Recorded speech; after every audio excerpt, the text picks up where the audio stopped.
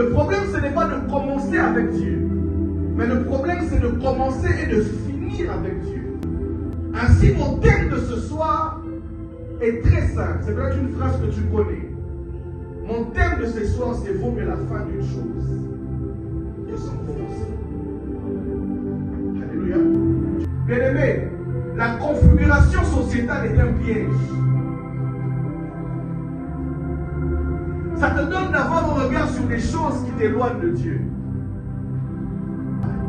Nous pouvons bien recevoir de Dieu des choses qui répondent à notre vie sur terre. Mais je vous rassure, ces choses n'ont pas la fréquence finitive. C'est-à-dire, le but de Dieu n'est pas d'abord que tu puisses arriver à vivre une condition de vie sur la terre. Pourquoi je suis en train de dire ça? Parce que le besoin primaire, le besoin majeur, ce n'est pas Dieu d'abord, mais c'est ce que nous recevons de la présence de Dieu. Alléluia. Il y a une raison majeure pour laquelle Jésus est venu sur la terre. Hormis le fait de nous racheter du péché, hormis le fait de nous sauver de l'emprise de l'ennemi, hormis le fait de mourir pour nous et nous faire devenir des enfants de Dieu, Jésus-Christ est venu nous sauver pour que nous ayons avec lui part à un héritage qui n'est pas de ce monde. Les choses de ce monde périssent. Les hommes meurent. Les matériaux se détruisent. Ainsi, lorsqu'il parlait même à ses disciples dans Jean 14, il dit, je vais vous préparer une place, afin que là où je serai, que vous y soyez aussi. Parce que le but, ce n'est pas la terre. Le but, c'est une position d'héritage à côté de lui auprès du Père. Vous remarquerez avec moi que plusieurs personnes vivent ce qu'on appelle une chute spirituelle. De sorte que les choses, par exemple, qui étaient des éléments que tu ne pouvais pas cautionner au début de ta foi, plus tu avances, tu as commencé à les normaliser et à laisser la place à ces éléments qui faisaient partie de ton passé. Jésus-Christ est en train de dire une phrase, il dit, lorsque je reviendrai, trouverai-je la foi? Pourquoi il pose la question? Parce que le problème, ce n'est pas au commencement. Alléluia. Plusieurs personnes commencent avec Dieu. Et même aujourd'hui, je vous rassure, à l'église, nous avons plusieurs chrétiens rétrogrades. Vous voyez, quand quelqu'un commence à donner des raisons sur les œuvres mortes, il a rétrogradé dans sa foi. Parce que les choses que tu ne cautionnais pas au commencement, que tu as réadoptées en ce jour, sont des éléments qui sont en train de détruire ta foi. De sorte que, il se peut qu'à la fin, lorsque celui qui nous a sauvés viendra pour le but finitif, c'est-à-dire nous faire asseoir avec lui à la droite du Père dans un héritage qui n'est pas corruptible, que plusieurs personnes soient passées à côté de l'acte final que Jésus-Christ accomplit en moi à la croix.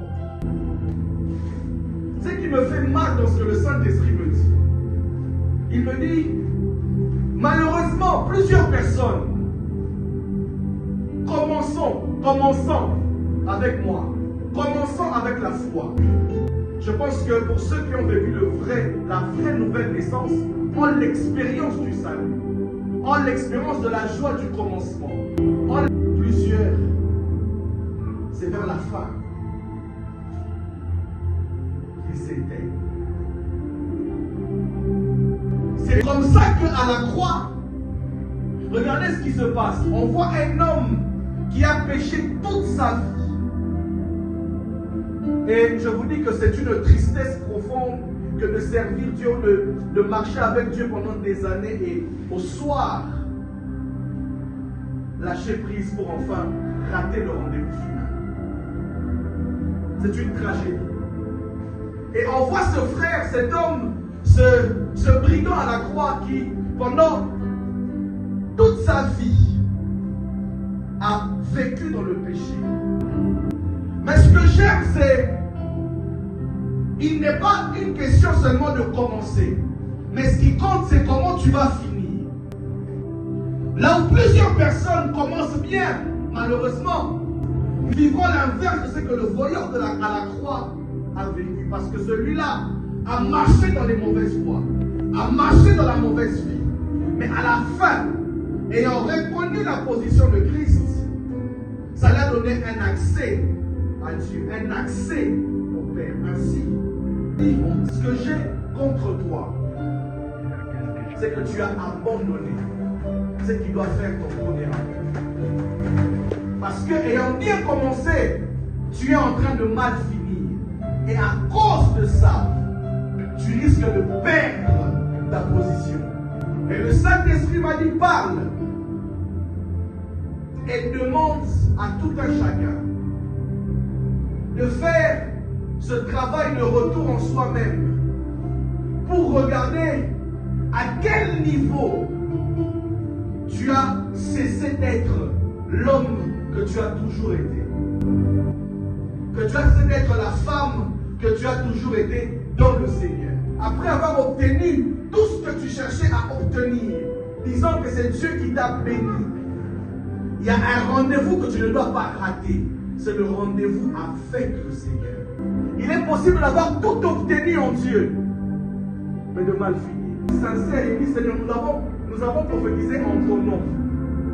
Nous avons chassé les démons en ton nom. C'est-à-dire, nous avons été sincères dans ce que nous avons fait pour toi.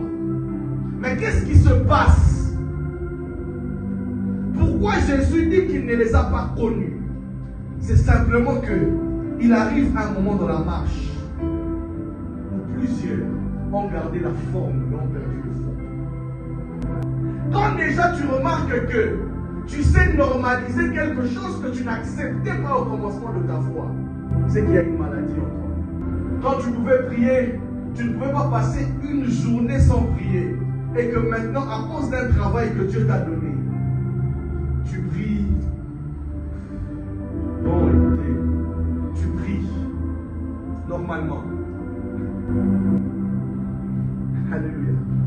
Quand tu étais consacré au point d'aller sur les montagnes, d'être en train de jeûner pour le ministère que Dieu t'avait donné, et que maintenant qu'il y a 5000 membres, bon, vous savez, nous en 99,